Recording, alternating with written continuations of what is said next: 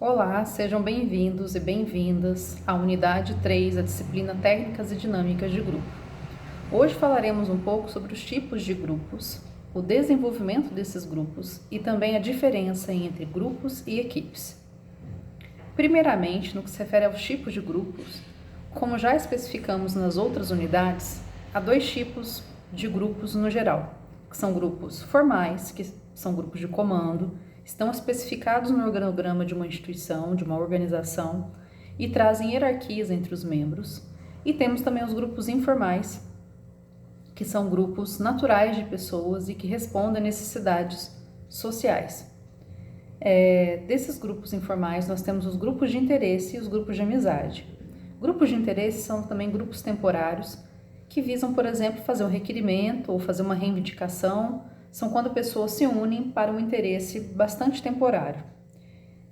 Grupos de amizade são grupos que satisfazem nossas necessidades básicas de proteção, de afiliação, de socialização. Onde há pessoas, há grupos de amizade, e esses grupos são grupos informais, que estão além do organograma ou de uma organização de uma empresa.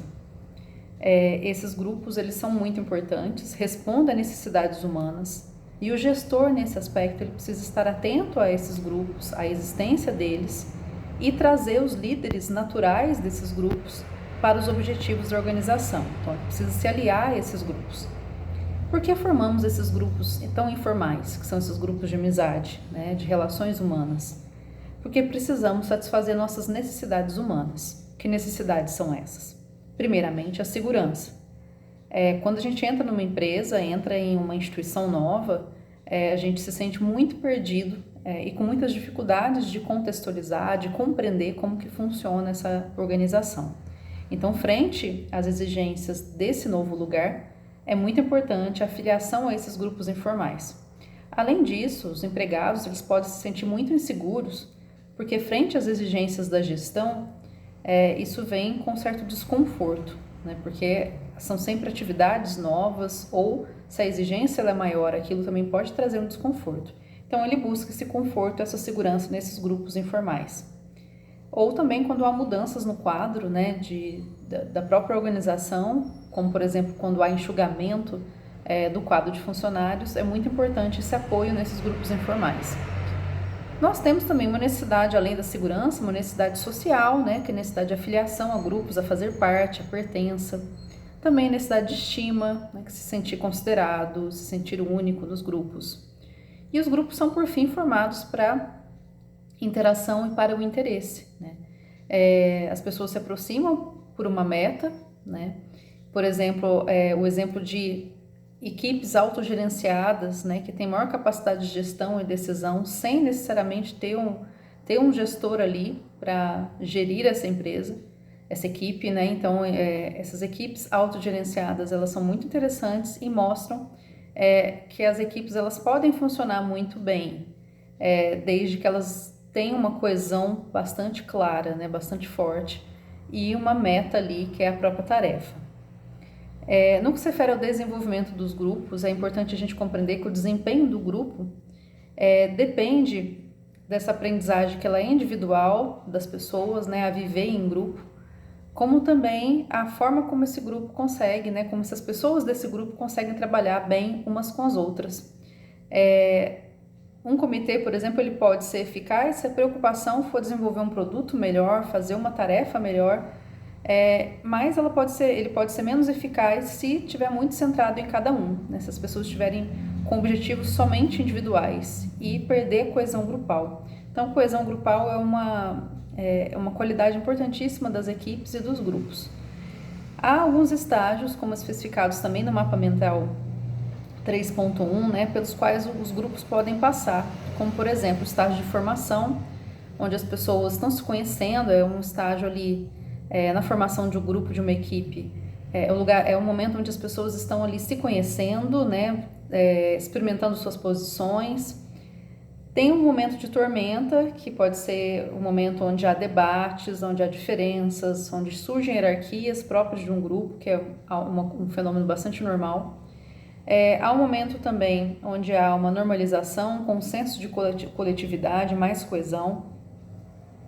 né? Esses 3 momentos são necessários para chegar no seguinte, que é o momento do desempenho, onde as pessoas desempenham bem as funções, quer dizer, cada um sabe o seu papel ali e consegue desempenhar.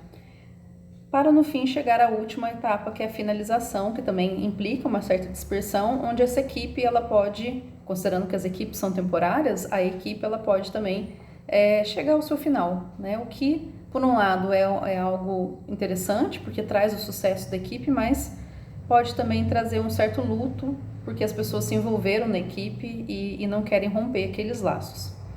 É interessante entender que na 3.2, na unidade 3.2, há toda uma explicitação de como se organizam os grupos, né? Os grupos, eles têm estrutura, né?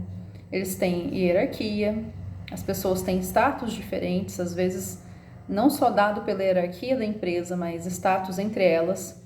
As pessoas desempenham papéis, há normas, há lideranças e há também a coesão. Um bom grau de coesão leva ao melhor desempenho da tarefa, né? Então, um grupo coeso é um grupo onde há pertença, onde as pessoas se juntam, onde se unem para seu objetivo em comum. E o que é uma equipe diferente do grupo? O grupo ele tem todas essas estruturas, tudo isso, né, que eu acabei de mencionar. O grupo ele pode ser formado ali no contexto da empresa, e a equipe é muito mais um grupo de tarefa. Ela existe para desempenhar uma tarefa que não é permanente, ela é temporária. Então, a equipe ela existe para solucionar problemas. Nós temos equipes virtuais, como por exemplo na Microsoft. Hoje as pessoas se encontram muito por equipes virtuais, elas realizam diferentes tarefas e trabalhos a partir de meios virtuais, né, usando aí ferramentas de comunicação, como essa que estamos usando aqui agora. E temos também as equipes interfuncionais, que são equipes que juntam pessoas de diferentes departamentos, diferentes áreas de uma organização, onde o foco não é realizar atividades individuais, né? O foco é muito mais resolver ou criar soluções aí para, né, buscando essa capacidade de liderança de cada um de diferentes departamentos e buscando os diferentes saberes dentro de uma empresa. Por hoje é isso, façam as unidades 3.1, 3.2 e em seguida a unidade 4, que também está relacionada com esse tema. Obrigada e até!